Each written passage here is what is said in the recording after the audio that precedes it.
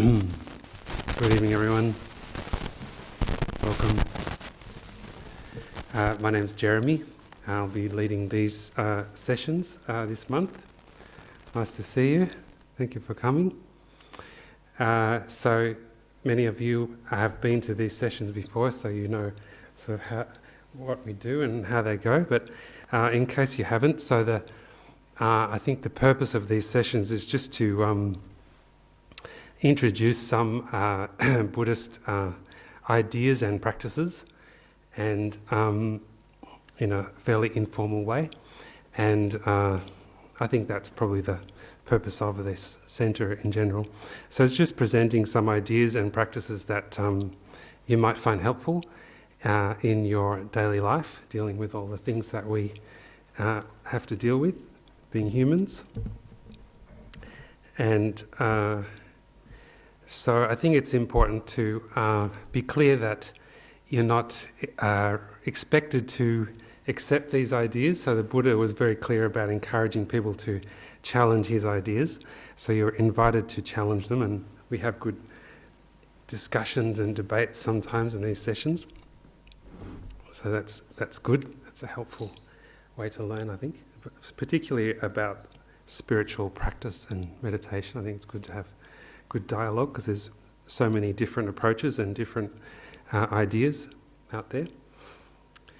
And also, you shouldn't feel any pressure on you that we're trying to convert you to be a Buddhist. There's no pressure on. So if you have another faith that you follow, there's no reason why this should challenge it. They're just ideas that you might find helpful in your own spiritual practice. The Dalai Lama often makes that point, that he doesn't want to convert people to Buddhism. He'd prefer if you stick to your grandmother's religion. But if you find these ideas helpful, then that's good. And also, you're not expected to accept all of the ideas, so you might find some of them helpful and other ideas quite a bit strange. And that's also fine, so you can just take the ideas that are helpful and the rest you can park.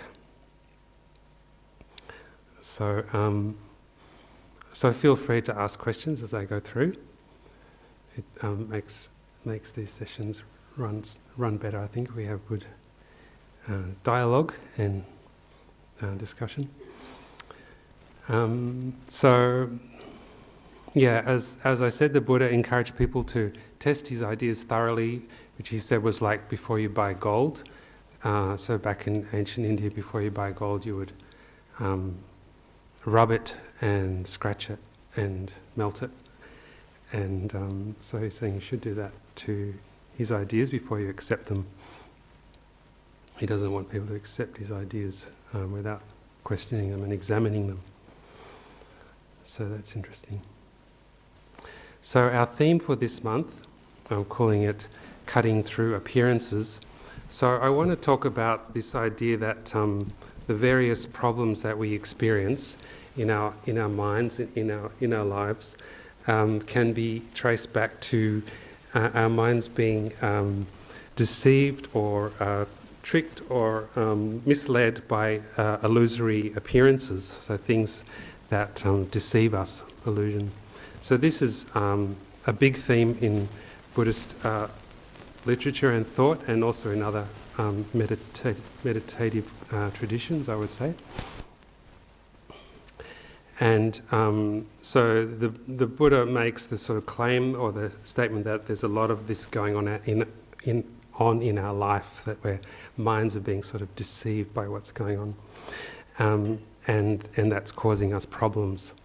And Buddha's sort of idea is that the problems that we experience, we can trace it back to these mistaken conceptions or misunderstandings about how things are. So that's quite an interesting idea, and I think it gives, it's an interesting challenge, firstly, to examine your mind and see whether that's true, whether you do have deceptive appearances affecting you adversely. And then So that's a process of introspection, I think, in investigating your mind and seeing what's going on and sort of checking up and trying to identify the ideas which are mistaken, and then seeing how they're causing various problems to arise.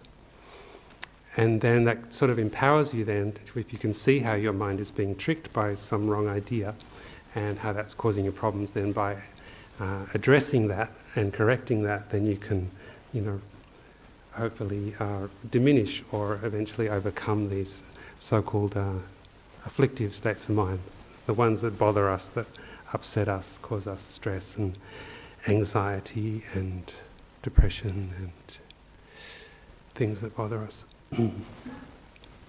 So that's the idea, that's the kind of theme that we'll be focusing on this month.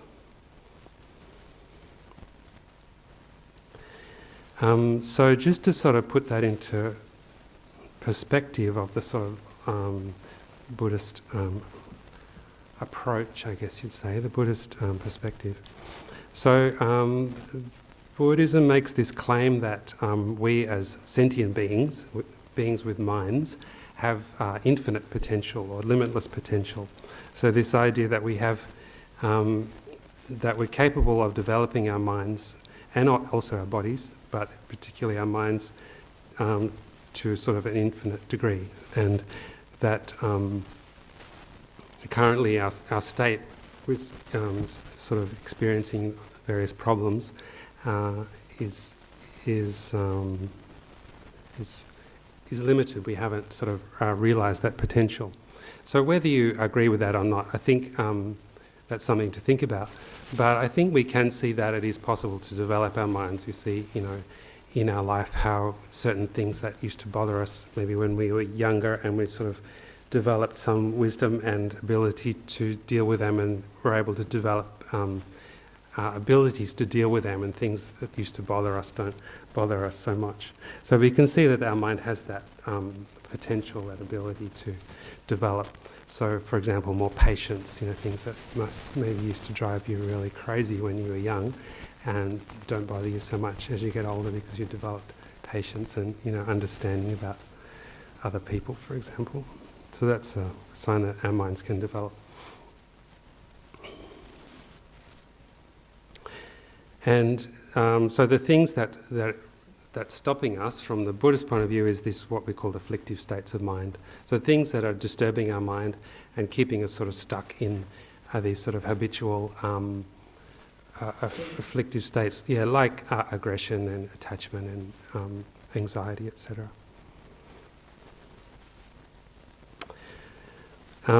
So an important point, and also something I think to think about and examine, check up.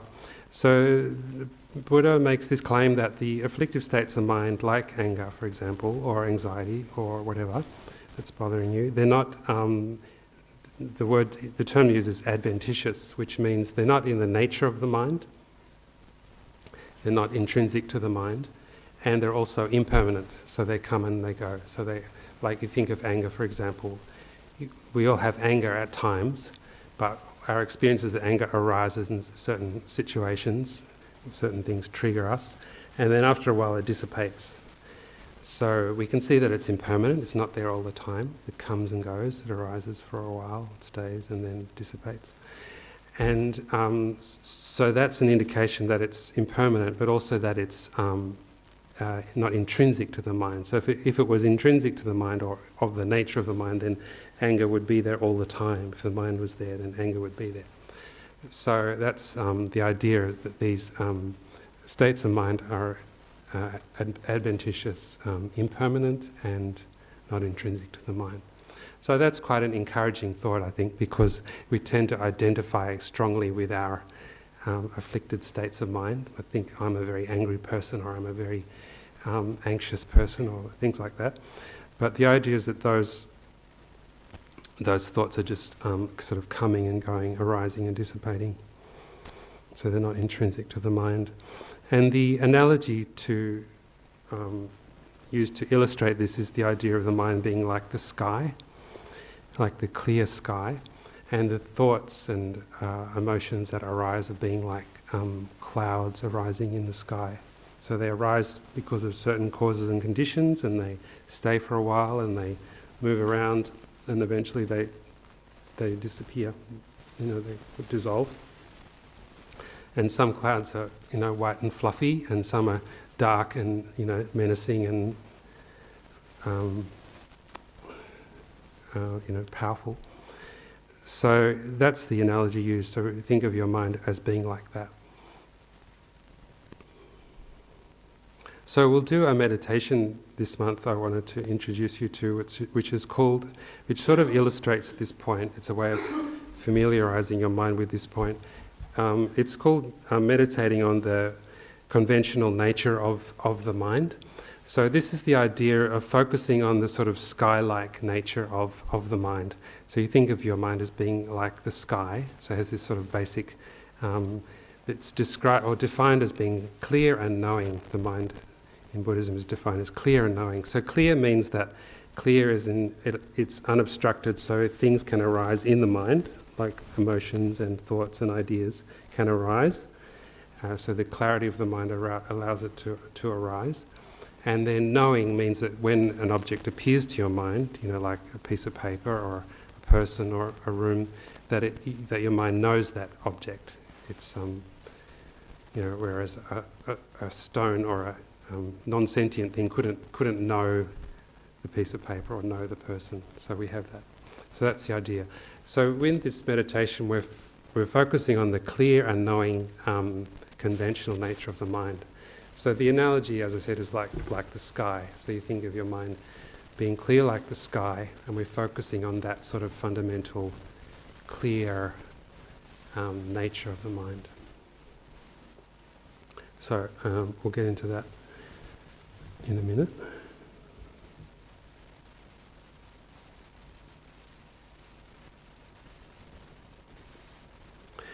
So what is meditation?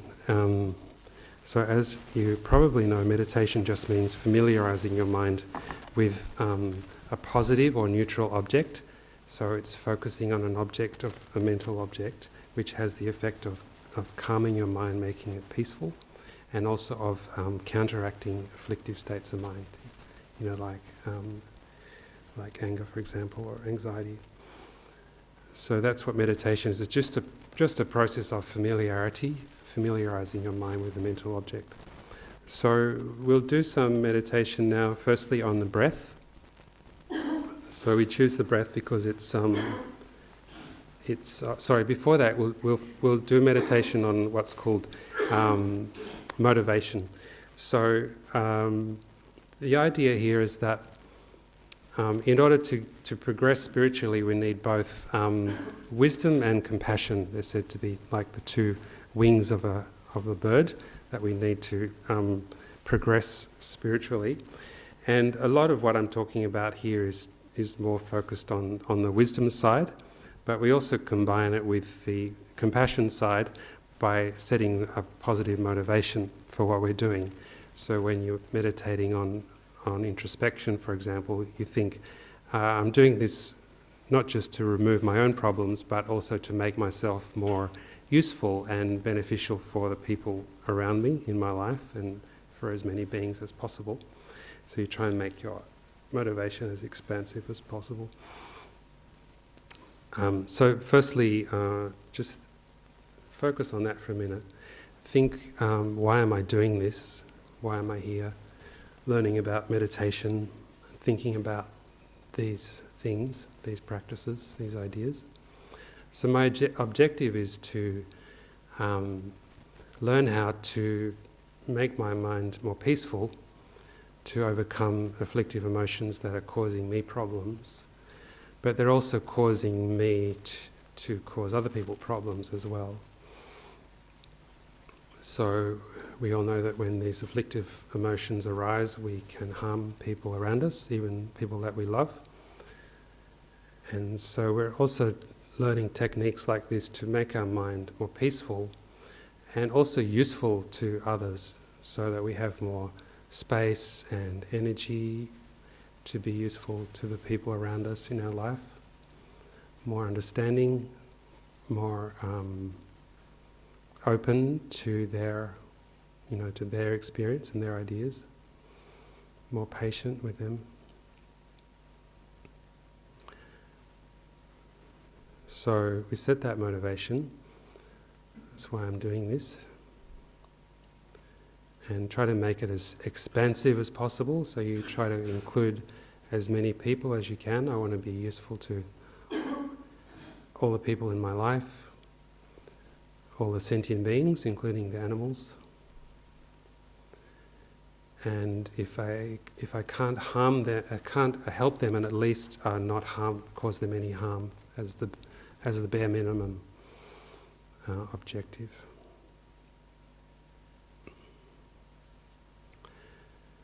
So then, with this motivation, we focus our mind on the breath. Just observe your breath coming in and out of your nostrils, if you can, or if your nose is blocked, then through your mouth is fine.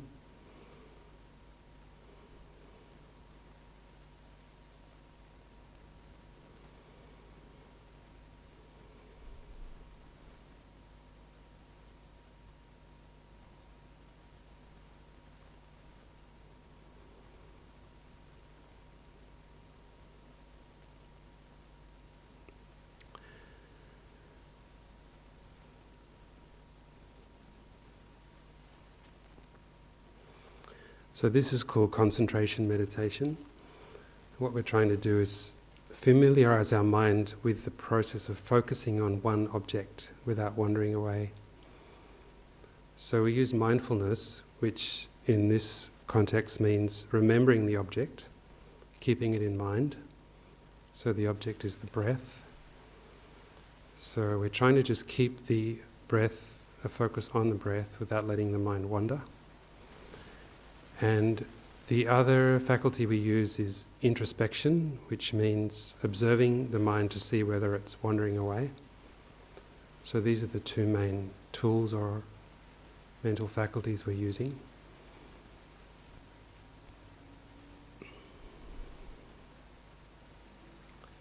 So just try to rest your attention on the breath, observing the breath coming in and out.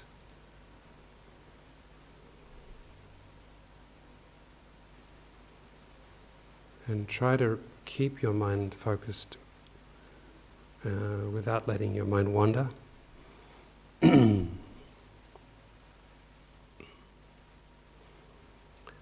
So it can be helpful to count your breaths. Some people find that helpful. So breathing in and out would be 1. And then you count 2, 3, 4, and keep counting. And then if you lose track, you can start again at 1. You might find that helpful to keep your mind focused.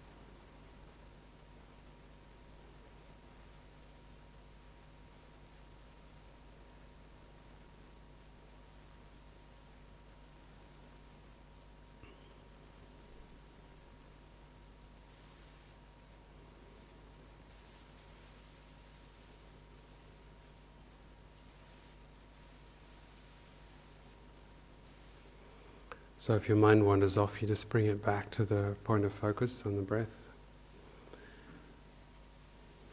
So it's important to keep your mind and your body relaxed in this process, not holding tension or You're not really forcing your mind, you're just sort of resting or placing your mind on the object of concentration.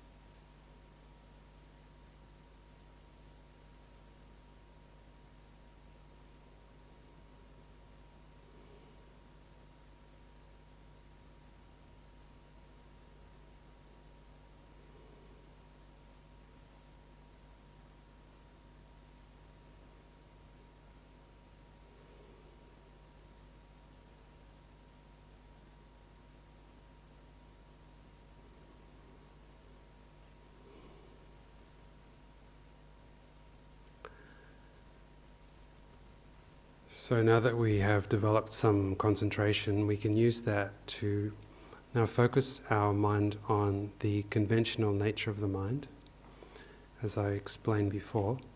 So visualize your mind as being clear like the sky. So your mind is expansive and clear, unobstructed, like the sky.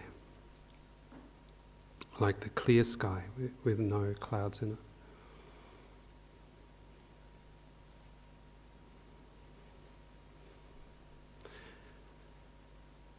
So this visualization represents the clear and knowing nature of the mind. So as I said, the nature of the mind is said to be clear in that it's unobstructed, and also knowing in that it's aware of the objects that appear to the mind.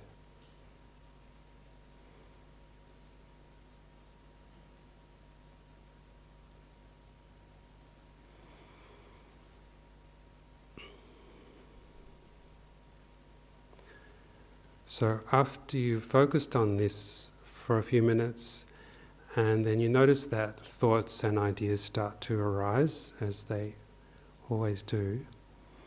And the idea is that you think of these thoughts and feelings, sensations, sounds, as arising in the mind like clouds in the sky.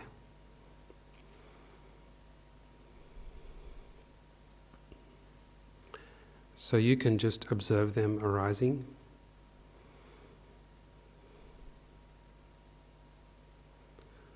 So like the sound of my voice, for example, or the sensation of sitting on the ground, or a thought about something that happened today, or something that's going to happen in the future. So these are like the clouds arising in the sky.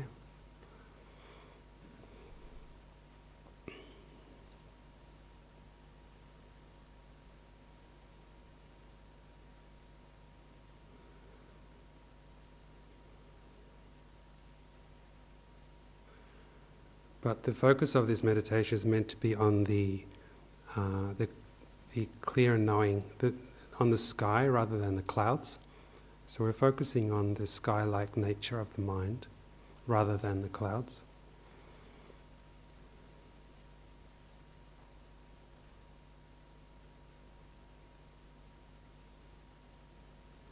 So you're focused on this kind of clear, expansive, vast sky and the awareness of what's going on, the thoughts that are arising, but the focus is on that rather than the thoughts themselves.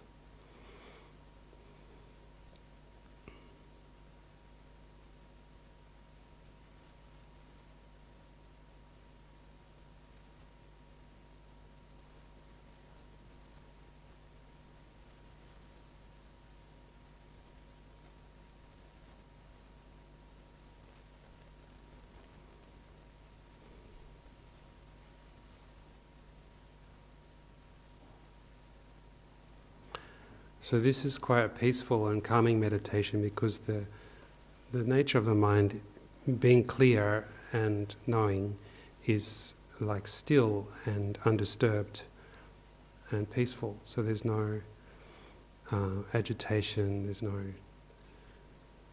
nothing disturbing that clear, knowing nature of the mind, like the sky. So the clouds pass through the sky, but the idea is that they're not disturbing the sky itself.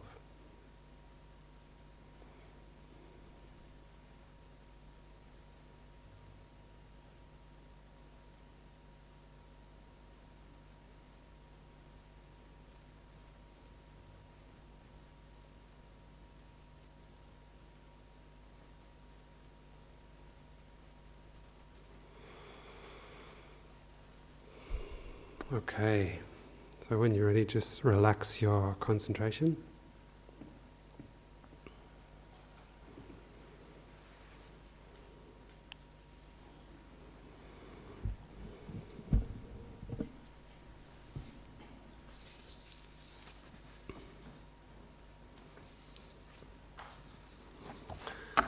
Okay, so any comments or thoughts or questions about that meditation? How did you go with that?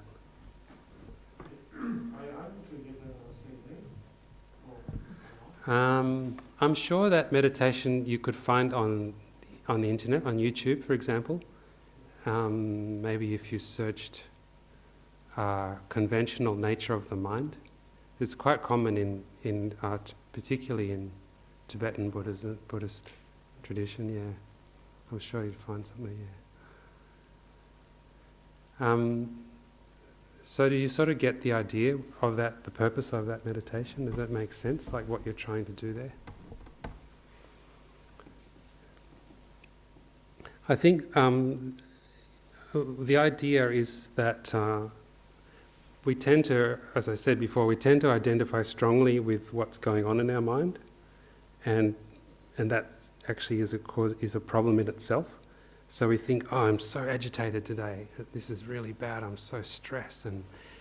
And so actually, if you think of the stress as just something that's arising in your mind and it's not you, I think that's quite a helpful idea and makes it more manageable, and also makes you sort of less upset about what's going on in your mind. You know, you might think, oh, I shouldn't be so stressed about this, or this shouldn't be bothering me so much.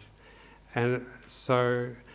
and also because it's a neutral object, so like the breath, as well as, so you're not focusing on the thing that's bothering you, like the comment the person made or the deadline you got to meet, or whatever it is that's bothering you. So you're not focused on that, you're focused on this sort of calm, neutral thing that's sort of lying behind all of that that's going on. So it's sort of a reminder that your mind has this sort of peaceful stillness, behind or underneath the thoughts. Anyway, we'll have a go at that meditation each week, and feel free to bring questions that arise.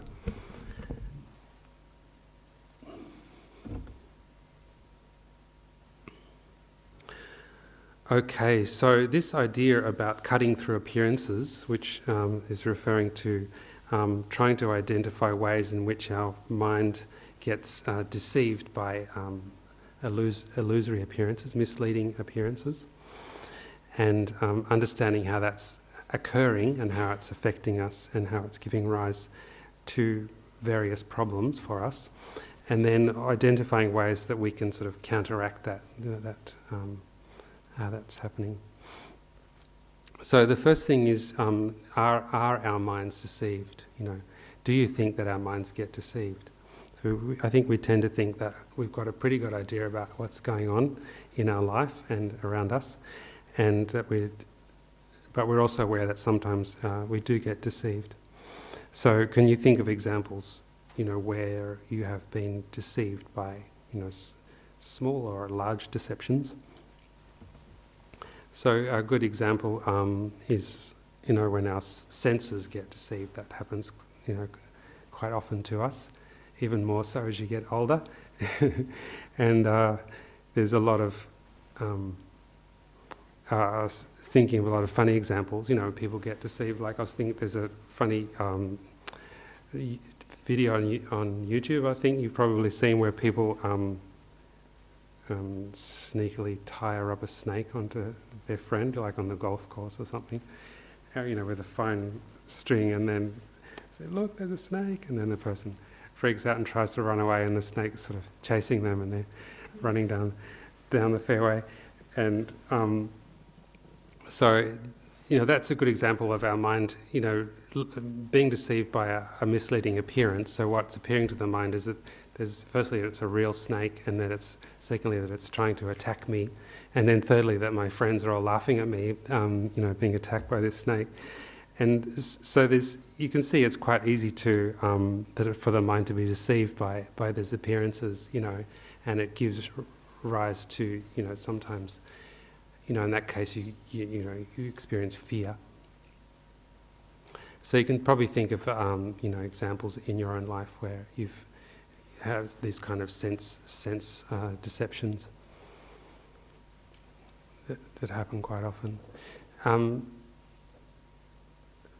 So that's fairly common. We've all experienced that, and there's a lot of humour, and also like conjuring tricks and things are aimed at deceiving the mind by manipulating the way that we think. So it's not that hard for our mind to be deceived in those ways. But what we're talking about here is deceptions which are causing us harm, that are bothering us. So the ones that give rise to these sort of afflictive emotions. I was thinking of a much more kind of disturbing example is, with misinformation and like propaganda, and when people are being sort of motivated to do harmful things by propaganda. I'm thinking, for example, if, often when a state wants to motivate its people to go to war, that they'll spread a lot of misinformation about the enemy, and sort of present them as being a threat or as being subhuman, things like that. And so to motivate people to be aggressive, develop any sort of wrong concepts in their mind. So that's a good example of how this wrong view arising due to misinformation can motivate us to have hatred or to anger or to harm others. I'm thinking, for example, the situation in Russia at the moment, where the state has motivated lots of young men to go to war and kill people and be killed, with the idea, that the Ukrainians are Nazis, for example, and that they're threatening, Russia. So that appears to be gross misinformation, but it's an example of, how the mind can be deceived by misinformation. So misinformation can come from, the outside, like the state or propaganda, or from, advertising, but it can also come from within. We have our own internal misinformation that goes on. And I think the Buddha is talking about both of those things, but particularly being particularly aware of the misinformation that, we're sort of, that we might be perpetuating within our own mind. So can you think of examples, in your own life where you have sort of been deceived by misinformation from outside or from within?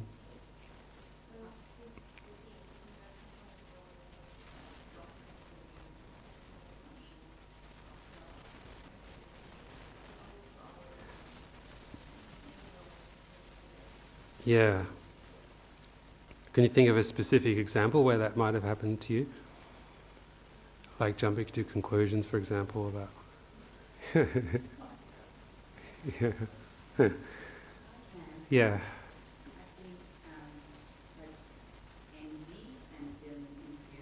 Mm.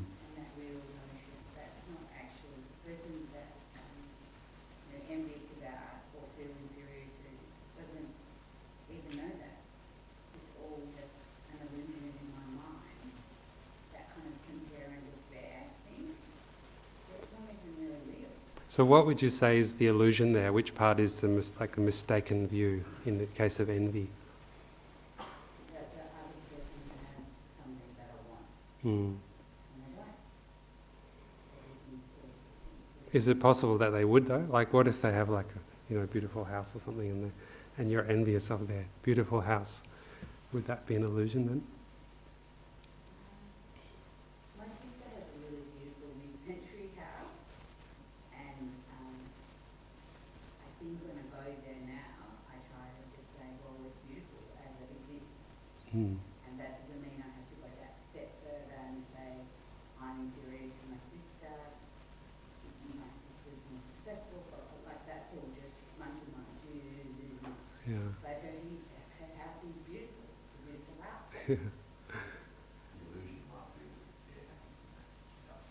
Right. Right.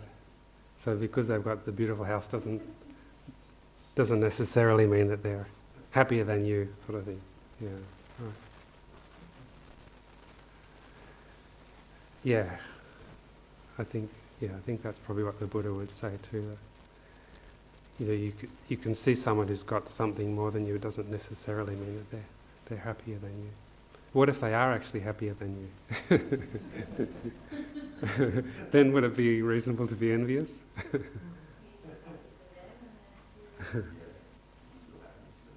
Right. So in that case, I think the Buddha would say, like, feeling envious of them is not going to make you happy. It's not going to take away their happiness. You're not going to get any of their happiness. So you're just making yourself miserable. So yeah, it would be better to be feeling happy for them. That would actually make you happy. Yeah. Yeah, so that's a good example, I think, of, in Buddhist terminology, that would be attachment. Where you're looking at something and you're exaggerating the importance of it. So, for example, a beautiful house, and you're thinking, oh, if only I had that beautiful house, I would be happier than I am now. And I'd be as happy as they appear to be, because of those lucky people in that beautiful house. So that's illusory, because there's no guarantee that you get this house, that you would feel, maybe not feel any different at all. It'd just be you, except in a bigger house, or there's problems that come with having a house. That the house falls apart, and you've got to look after it. So you sort of tend to forget about those things when you're feeling envious. So there's no, the idea there is that there's no sort of guaranteed connection between happiness and having that external object. Because it's external to the mind, there's no guarantee. There's no sort of definite connection between having that house or that possession or that, that person or that job or that wealth, whatever it is, there's no definite connection because it's external to the mind. So that's something you need to check up, whether that makes sense, But you've probably had that experience that when something you really wanted and you finally get it, that you don't feel as great as you're expecting to feel when you finally got it. Even it's like a new pair of shoes or something, and then you have shopper's remorse and you just feel, okay, this got the shoes, I don't really feel any different. It's, or it might not fulfill all your expectations. You thought you'd feel better than you did. So yeah, that's a good example of attachment. So attachment is exaggerating the good qualities of an object, projecting exaggerated good qualities, and then trying to get that object or get those good qualities extract them from the object. And so the idea is that those qualities are projected by your mind onto that thing, and you're trying to extract them, imbibe them, absorb them, consume them, but they're not actually, obtainable. because they're projected by your mind. So that would be an illusion. So the famous analogy, example given, I think in Buddhist literature, is about this deer who has these antlers that give off a scent that smells like a really attractive mate, and goes crashing through the forest looking for this perfect, beautiful, delicious smelling mate, but it's actually scent that's coming from their own antlers, and the more they crash through the forest, getting more scent comes off and makes them more and more crazy until they're sort of, exhausted. And so it's all projected by the mind, and you're trying to attain something that is a projection of the mind. Yeah. So that's attachment. And then the flip side of attachment is aversion, where you're projecting negative qualities, exaggerating negative qualities of an object. And so the problems that arise from that are things like anger and anxiety, for example. So good examples would be, I was thinking of one example this week when one of my family members said, criticised me, and they were sort of implying that I was insensitive and selfish, I think is sort of the implication. Not in so many words, but that was the idea. So then I'm sort of getting annoyed by, I'm sort of arising, sort of feeling defensive, that's unfair. Thinking, and then also thinking, you're actually more guilty of that than I am. So like going into attack. In my mind, I didn't actually vocalise this, but I was just sort of watching that and I'm thinking, that's probably a good example of exaggerating the harm that's caused. So they just made this one comment, and then my mind sort of is, I think, exaggerating the harm that's caused by that comment. Like, how dare you criticise me? I'm trying so hard to be a good person, and still you're giving me this unfair criticism. And so sort of you feel hurt by that. But you can see how your mind is sort of exaggerating. Like if you think of the harm that's caused by that comment, like they're not harming your body, for example. They're not actually causing you any permanent damage. They're not taking anything away from you. In some ways it could be beneficial, as our teacher often says here, if someone criticises you, first thought should be you should be thankful, because if it's true, it's good to know about your faults. If it's not true, then you don't have to worry about it if it's not true. And also it's teaching you patience, you learn to develop patience from people challenging you. So there's benefit from being criticised, you should be grateful. But I wasn't feeling very grateful in that situation. But still, I was sort of thinking, that is a real exaggeration of. You can see how your mind really blows up this harm caused to you. Another example is in like with road rage, and you see people just losing it when someone does this tiny little thing. They wait for an extra second at the green light, and they're just slamming on the horn. How dare you take away my my extra second through your gross inconsideration of my busy life, and then you go home and watch Netflix for 3 hours with all your spare time. So you can see how it's a gross exaggeration of the harm caused to you. I do the same, don't get me wrong. I get impatient, people on the road. But that's a good example of exaggerating the negative qualities of a situation or of a person. Yeah, sure.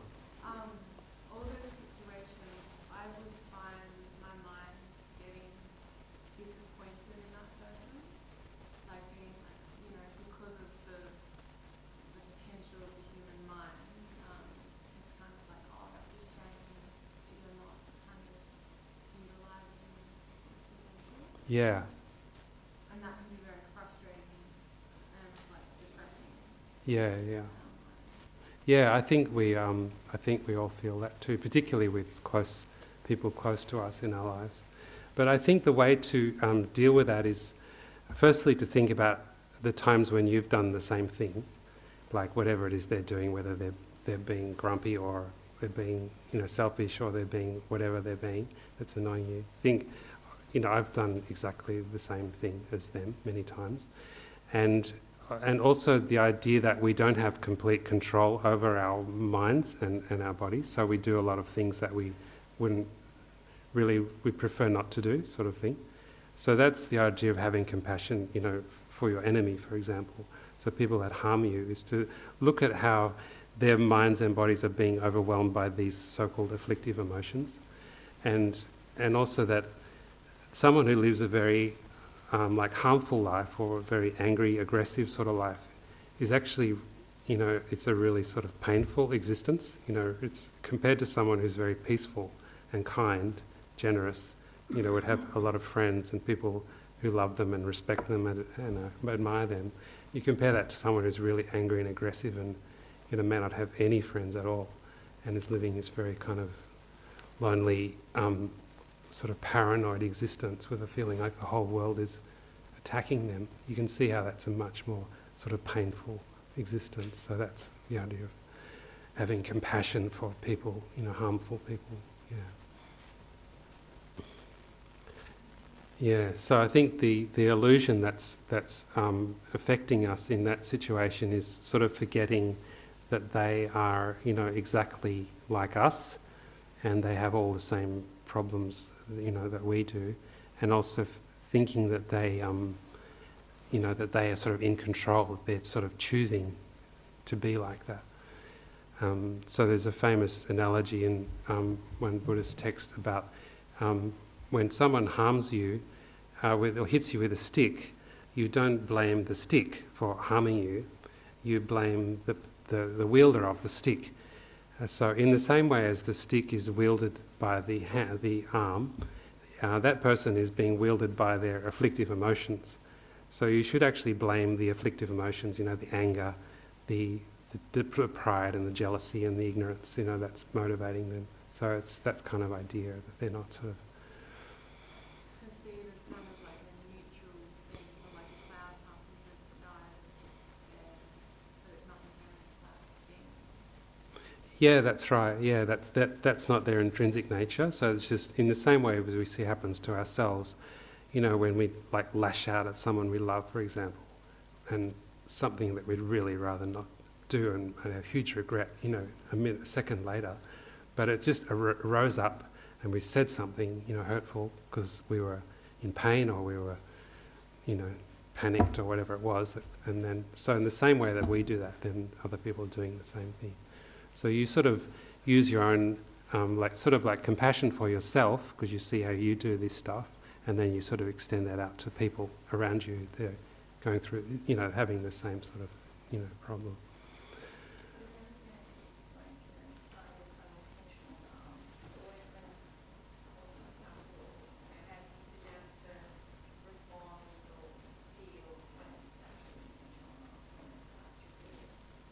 Yeah, so if someone was intentionally harming others, then it's the same idea. You have to think about why they're doing that. So the idea is that you, and it's something you need to check up in your own mind. When you've intentionally harmed someone, what was going on in your mind at that point? And it was something like, probably something like feeling that you're being unjustly treated, that the world's against you, that life is so intolerable, I've got to lash out to, protect myself, or, something like that is going on in your mind at that time when you've intentionally harmed someone.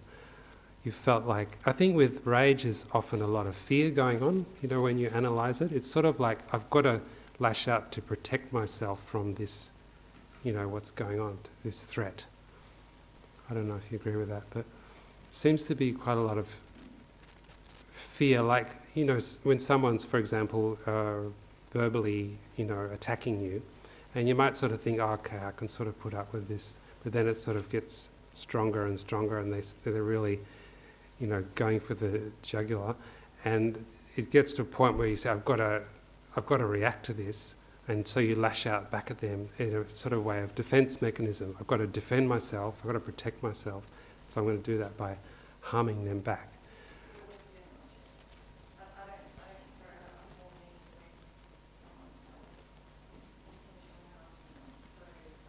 Yeah.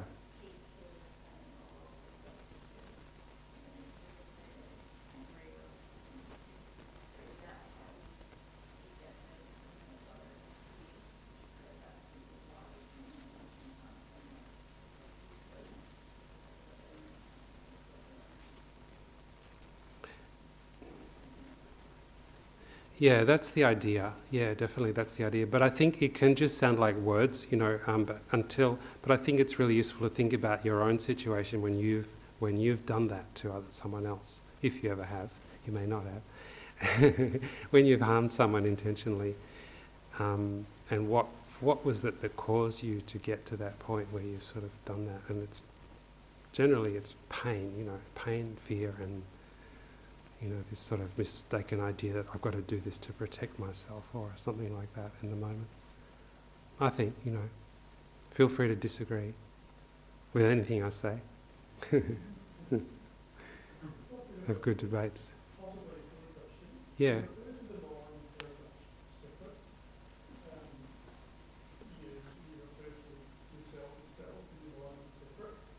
Yep. Yeah, good question. Yeah, good question. So I think, like before, we were talking about the concentration meditation. The idea is you have sort of different sort of aspects of your mind. So in that practice, you've got one part of your mind called, which referred to as introspection, where it's observing what's going on. Tibetans use the analogy of like a small fish lying in the bottom of a pond, still watching what's happening in the pond. So it's sort of not disturbing the mind, it's just sitting there watching what's going on. So, yeah, I guess the idea is there's different aspects of the mind. And then again, with the analogy of the sky and the clouds.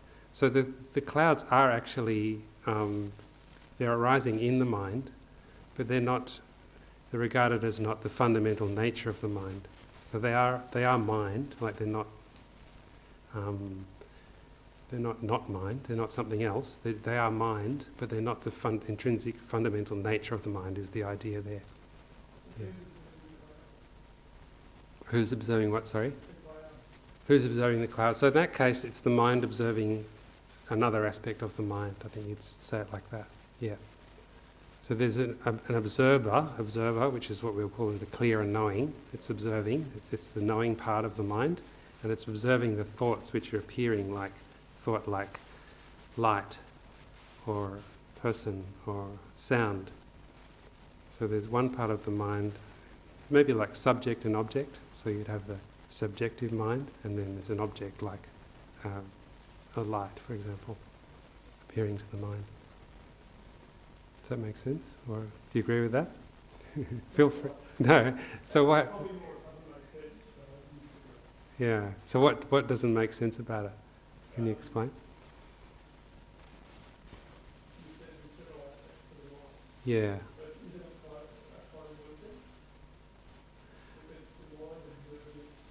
Yeah. Yeah.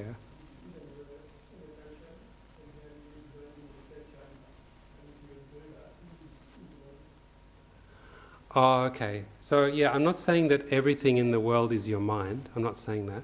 So things are external to the mind, but they're appearing to the mind. So you are not like a projection of my mind. You exist externally from the Buddhist point of view. Yeah. So, but the appearance of you to my mind is a mental object.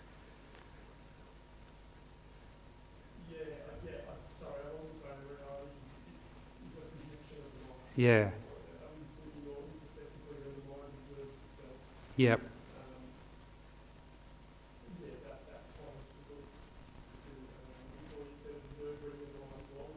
Yeah. Yep.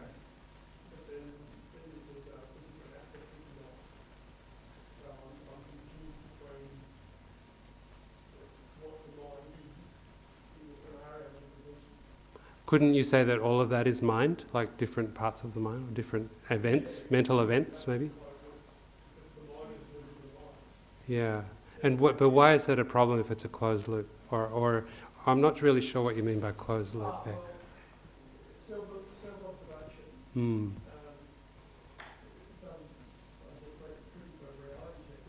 Okay.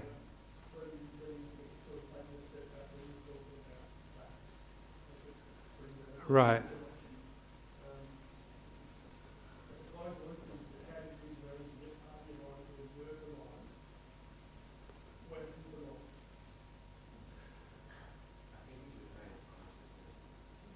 Yeah.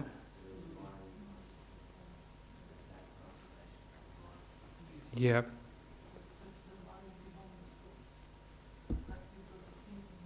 Yeah.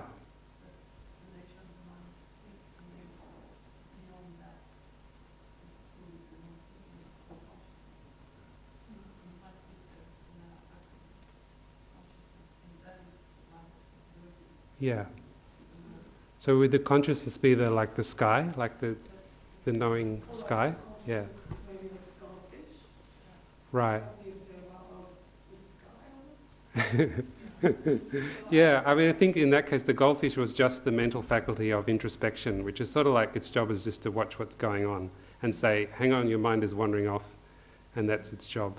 But then there's the other part of the mind which is aware of the breath, it's focused on the breath. And then there's this other thing called mindfulness, which is remembering to focus on the breath. So there's, I guess, three things going on there. But yeah, yeah, yeah,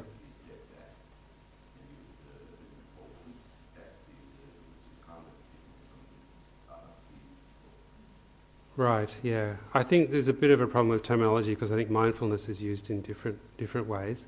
The way I was using it is basically just remembering the object. So I'm going to focus on the breath now, and remembering that that is what I'm choosing to focus on, and not forgetting that.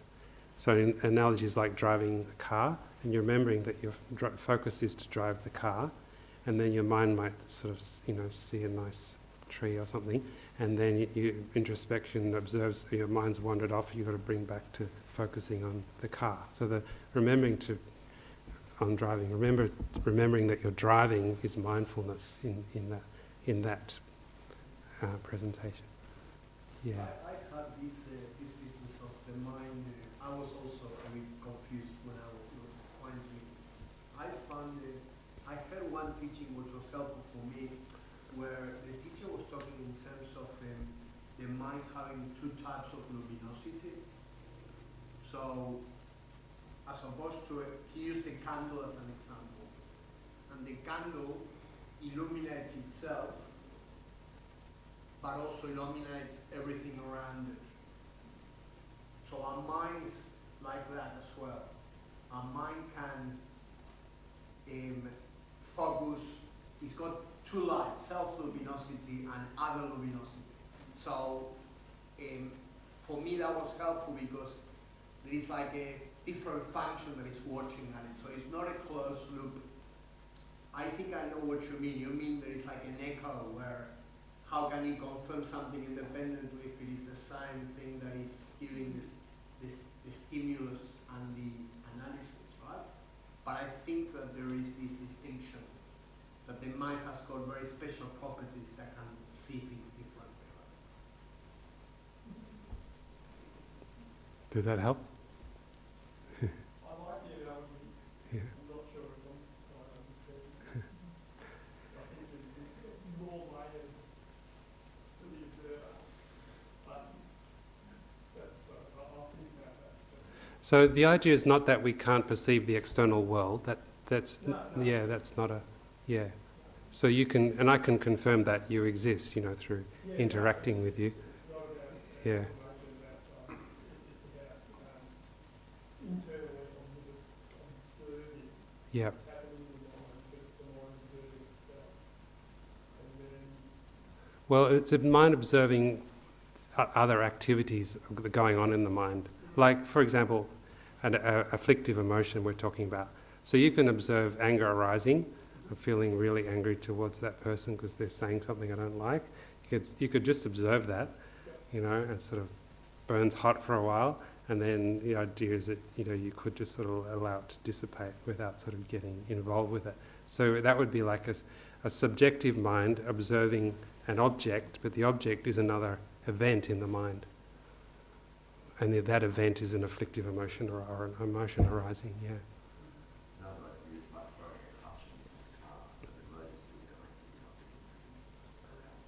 Right. So you can disengage and observe it as an observer. Yeah. Yep. Yes.